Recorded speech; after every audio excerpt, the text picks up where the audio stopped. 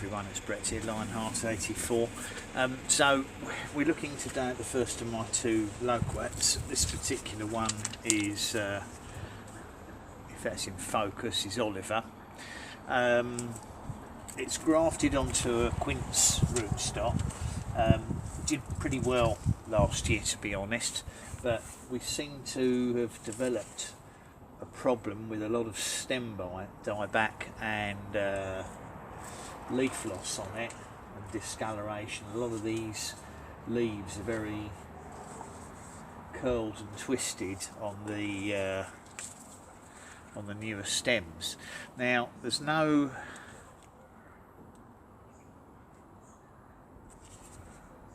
obvious pests on them, but there is a sort of spotting on the leaves like a rust. Now it is feasible for loquats to get blight, although it's not a common occurrence here, and certainly not in this part of the country. At least I haven't come across any more, but it is possible that the plant has a virus. This dieback could be caused by various other things, because loquats can be, although they're easy to grow in their own climate in the ground, they can be a bit picky when they're grown in other areas, especially in containers, because they're quite a large vigorous plant, don't always suit container growing. So what I've decided to do, I thought there's just no easy way to know what the problem is. It's unlikely to be lack of water, because they're quite drought tolerant on the quince rootstock. They could have suffered in winter from being too wet at the roots. They could well be overwatered. It could be a virus problem. It could be caused by fertiliser burn. It's unlikely to be cold damage, because we haven't really had a cold winter and they're quite cold tolerant anyway. But if I cut off, what I'm going to do is, if it has got a virus of some sort, it's important to sterilise your secateurs between each cut, because if you cut a stem that's diseased, you don't want to then pass it on to an undiseased stem. So the first thing we do is give the secateurs a good make sure you give your secateurs a good rub with alcohol, so they are properly sterilised. Between each cut. So if I take off this, what looks like a diseased stem up here, so I can show you. You can see that's quite it's quite sad looking, but there's no way of knowing if that's virus or a fertiliser problem, or there's a few black fly on here, just a handful of aphids, but they're not enough to cause the damage on the other leaves, and there are none on the other leaves. So what I've decided to do is be very drastic with this. I'm going to cut it right back to areas of the stem where the leaves have no signs of any virus or deformation on them at all, like lower down here. So I'll take this to here, and these side ones I'm going to cut back. I'm going to take all of the stems back to where the leaves look unaffected, and incidentally there's no sign of any discoloration inside the stem, so I don't think that's an issue.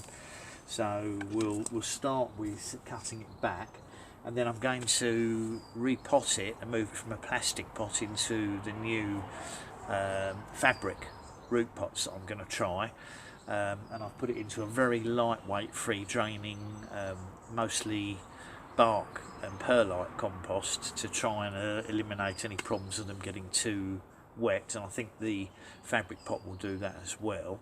So I'm just going to quickly re-sterilise my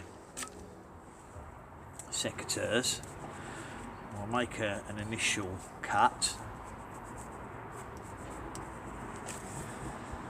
So what I've decided to do is, the leaves look healthy to here, so I'm going to take this off here. Now this should branch out.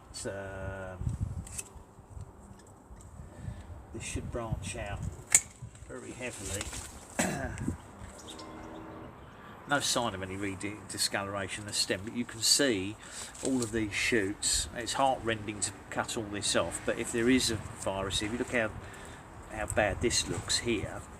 This is completely dead. This one's completely dead, right back to there. There is some brown in the middle of the stem there, and I don't think that's necessarily virus. I think that's a sign of dieback.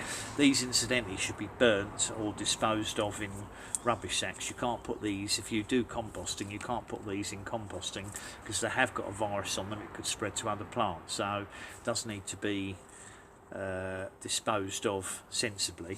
So I'm going to just pause the video here, and I'll come back to it when I've finished cutting it back and repotted it in the fabric root pot.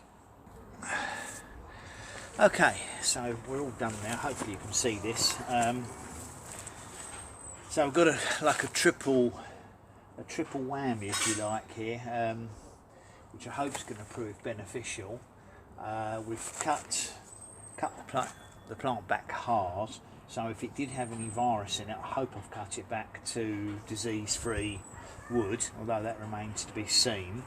Also, cutting it back hard has taken a lot of stress away from the root system, because obviously with the repot, and I've removed a lot of the loose soil from the roots, that will give an evergreen plant shock. So now it's got relatively little root growth on it. Hopefully it's going to give it its best chance to recovery, and also the pruning back should sort of inspire some vigour on it, so it should get new growth and new shoots everywhere. So we'll see what happens. I mean, I'll keep you updated, obviously. This one's olive. I've got to carry out the same process on, I think it's Mrs. Cookson is the other one. These fabric pots, obviously there's a lot of compost in this. It's still heavy, but it's nice and easy for two people to move because there's a handle on either side. So I'm going to put it back in the same location, give it a good watering to settle it in, and hopefully we'll have a positive result from this. But whatever happens, I'll keep you updated one way or the other with a future video in probably about 6 weeks time, by which time we'll see what's happening to it, if the dieback has continued or if it's completely rejuvenated and comes out again. So thanks for watching the video, and also be interested to see how these fabric pots do. Yeah, thanks for watching the video. Please give me a thumbs up. Obviously share the video if you think it might be of any use to anybody who's got problems with their loquats. Please subscribe to my channel if you haven't done so already, and remember to click on the bell if you'd like to get updates on my new videos as they come out, including sometime updates on the loquats. So I'll catch up with you all in the next video. It's Brett out for now.